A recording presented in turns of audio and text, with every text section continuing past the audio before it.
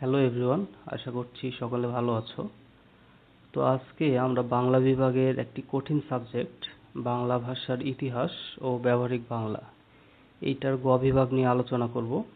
গ বিভাগে কি কি প্রশ্ন আসতে পারে, কি কি পড়লে কমন পাওয়ার সম্ভাবনা আছে তোমাদের, এই বিষয়গুলো এই ভিডিওতে থাকবে। তো এটার বিষয় কোড হচ্ছে 211003। তো চলো আমরা গ বিভাগের প্রশ্নগুলো একটু দেখি। তো এই সাবজেক্টটা একটু কঠিন, তো আমরা প্রথমে সহজ যে টপিকগুলো আছে সেগুলো কভার করার চেষ্টা করব। এই প্রথম পেজে যেই চারটা দেখতেছো, এই টপিকগুলো থেকে যে প্রশ্নগুলো তোমাদের বইতে আছে ওগুলো যদি পড়ো তাহলে দুইটা প্রশ্ন কমন পাওয়ার চান্স আছে। তো 10-10-20 মার্ক এখান থেকে পেতে পারো। তো প্রতিবেদন, জীবন বৃত্তান্ত আর কার্য বিবরণী, এই তিনটা থেকে প্রতিবেদন আর কার্য বিবরণী থেকে দেখা যাচ্ছে যে রবীন্দ্র জয়ন্তী, নজরুল জয়ন্তী, পহেলা বৈশাখ, এই সমস্ত টপিক থেকে প্রশ্নগুলো আসে। আর জীবন বৃত্তান্ত তো যেটা সিভি, ওইটা একটা সুন্দর করে দেখবা। সিভি লেখার সময় অবশ্যই একটা কভার লেটার লিখতে হবে, ওইটা গাইডে পেয়ে যাবা। আর এর সাথে সাথে আর একটা প্রশ্ন পড়বে, সেটা হচ্ছে দৃষ্টান্ত সহ সারসংক্ষেপ, সারাংশ ও সারমর্মের রূপগত পরিচয়। তো এই চারটা থেকে মোটামুটি দুইটা প্রশ্ন চলে আসবে গ বিভাগে। তো 10-10-20 নাম্বার পাওয়ার সম্ভাবনা একটু বেশি। আচ্ছা, এরপরে আমরা পরের পৃষ্ঠায় যাই। আচ্ছা, এখানে কয়েকটা প্রশ্ন আছে, দেখো এখান থেকে এই পেজের সবগুলো প্রশ্ন ইম্পর্টেন্ট। তো এখান থেকেও 2-3টার মতো কমন পেয়ে যেতে পারো।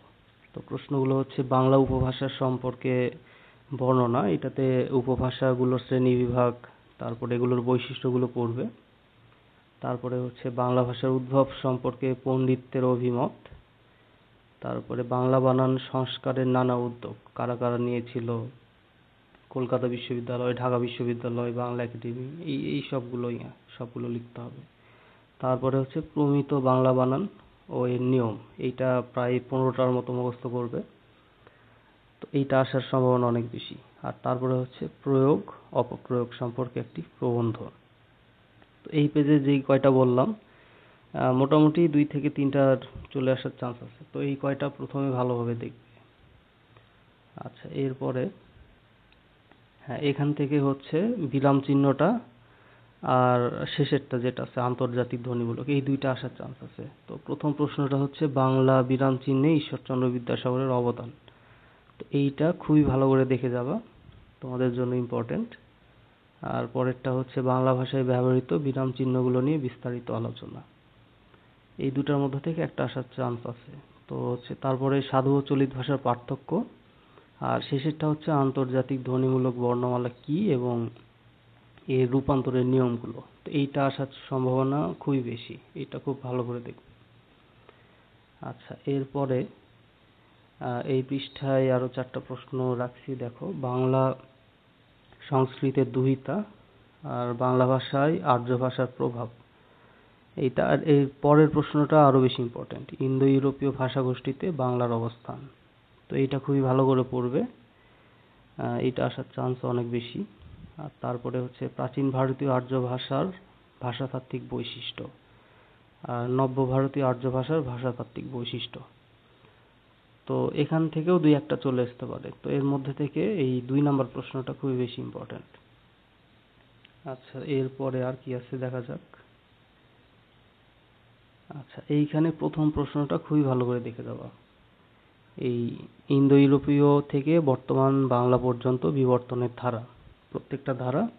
আর এইটার একই উত্তর হবে প্রাচীন বাংলা থেকে আধুনিক বাংলা পর্যন্ত বিভিন্ন স্তর। তো 2টা প্রশ্নের মধ্যে একটা প্রথমটা পড়লে 2টাই অ্যান্সার করতে পারবা।